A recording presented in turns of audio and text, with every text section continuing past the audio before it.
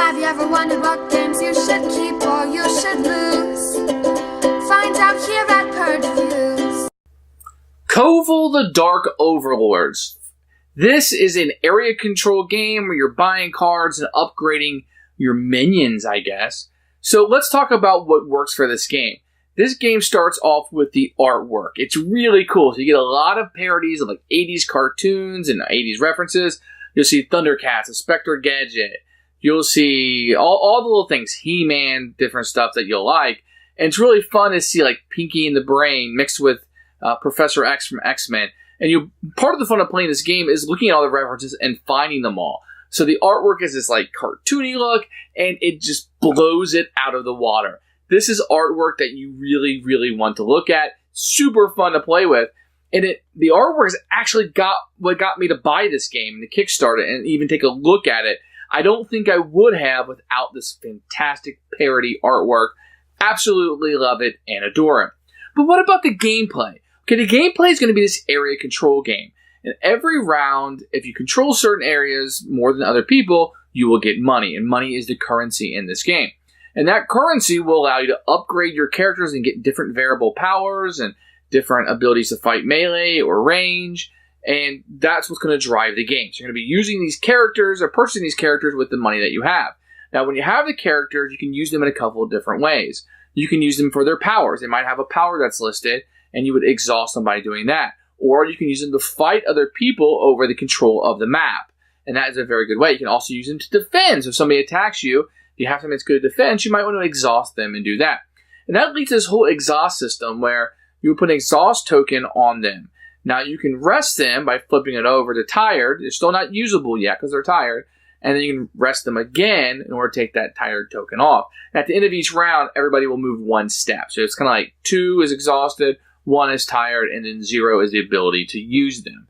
So managing them when you want to use them and how you kind of manage these exhaust tired tokens will infiltrate your game plan and how you play that. Now, on the board, you're also going to have these like meeples that you'll be utilizing, and you can lay them down to move or attack and do something. So if you move a meeple on the board or you want to attack with them, then you can attack with that meeple, and you can exhaust the character, kind of in your head to say, well, this character is that meeple for this moment in time in this battle, never go battle, but that meeple can totally represent another character later on. It's kind of weird how it works, but it flows effortlessly in the game.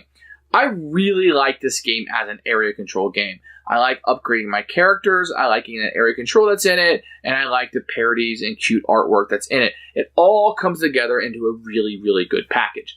The game is really only a few rounds long. I believe it's 4 rounds, 5 rounds long that you'll be playing, and each round you get a few more of those meeples to put out. It gives you a few more actions. So the first couple rounds will move quicker than the last couple rounds because you'll have more people to move and more actions theoretically, and by that point you will have upgraded your characters to do more cool stuff.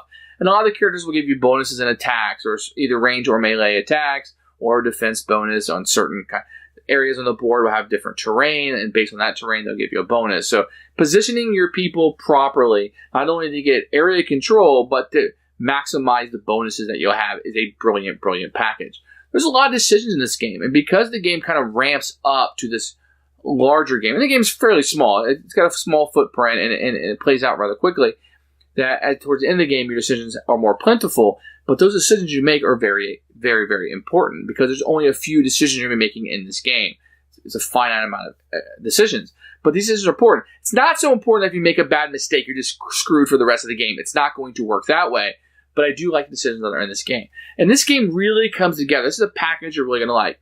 If you don't like the 80s references, the cartoons of the 80s and 90s, and maybe that way push aside, it'll come down a little bit for you. It's still a solid area control game. It's still got a solid economic system that's going on in the game.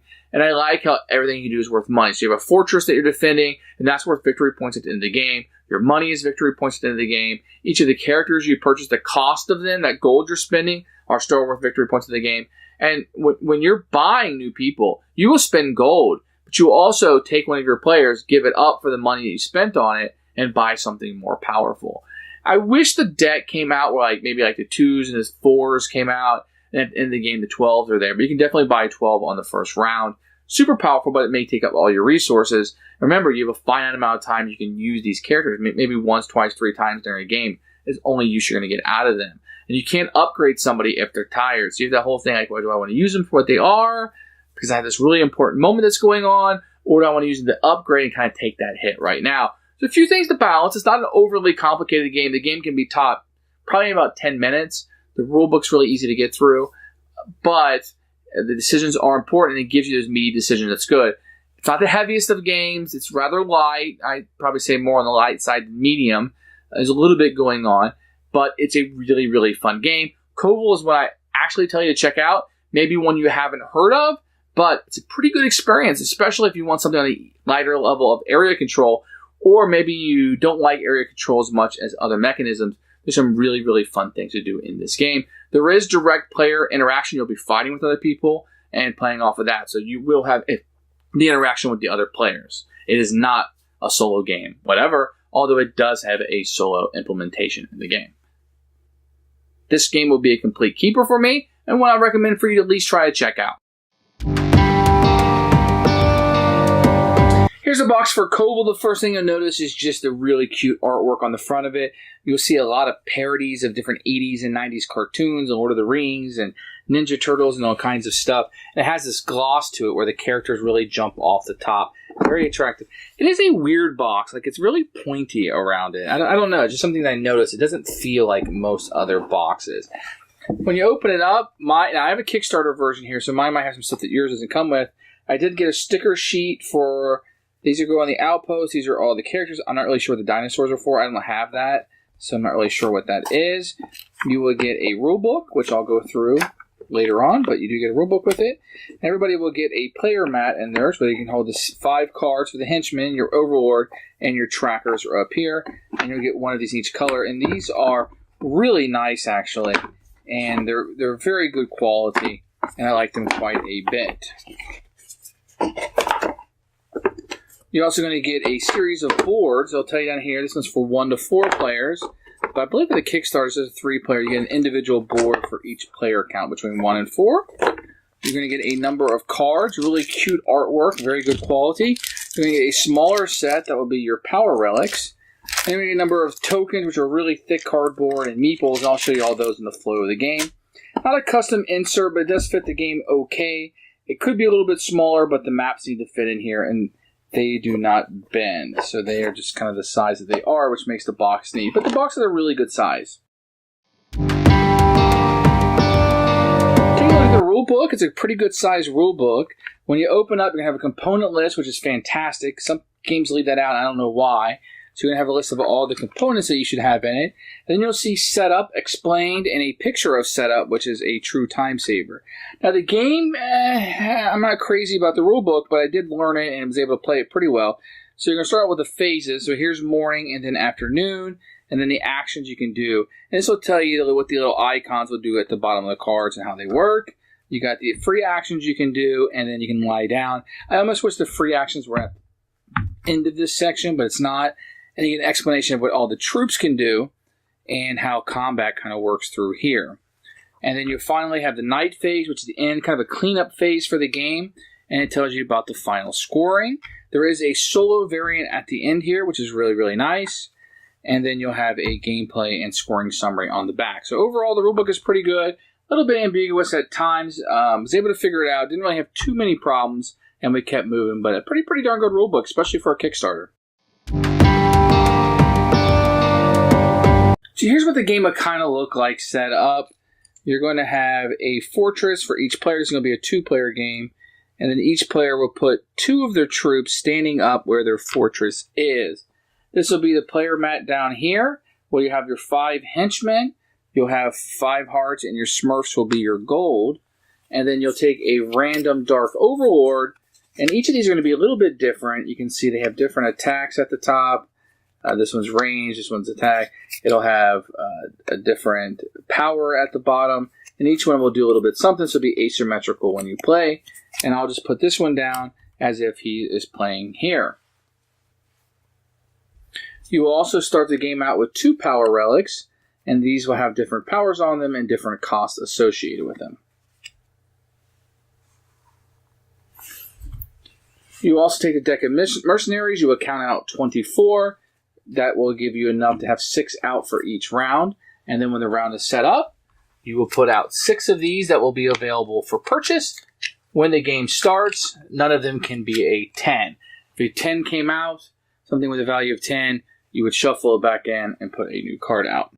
The first thing you're going to do each turn is the morning phase. And what that's going to tell you is that a number of meeples will be out on the board, these troops. So in the first round, it's only 2. In the next round, you'll put 3. So if these guys were across the board doing whatever, the next round you would just put 1 here where your fortress is, and then you're ready to go. The second stage is going to be the afternoon phase. This is going to be the majority of the game. This is where you will take your actions and do your things. You can do up to 3 things on your turn. You can hire a mercenary. I'll show you how to do that. Hire 1. You can do as many free actions you want, which is exhaust your guys if need be, or playing your power relics or buying them.